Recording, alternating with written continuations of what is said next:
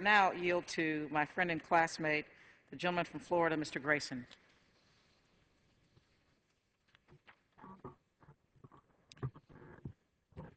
Thank you. My grandfather in the 1930s spent several years of his life, every single day, going to the dump, looking for things there that he could sell, looking for things that he could take to the market and sell, because there was no other way for him to survive the 1930s, the Great Depression. There was no unemployment insurance back then. There was no state benefits back then.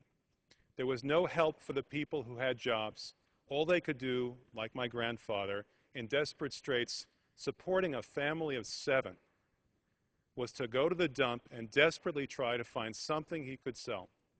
And that, my friends, is the America that the Republicans are trying to revive. The America of desperate straits and, for them, cheap labor. The America where people have nothing, hope for nothing, and are desperate to live to the next day. That is what the Republicans are trying to resurrect by blocking unemployment insurance day after day, week after week, and now month after month.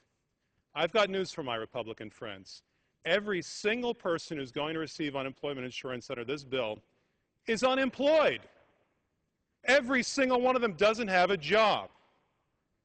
And that's why they need this money. Now, I know what the Republicans are thinking. They're thinking, why don't they just sell some stock?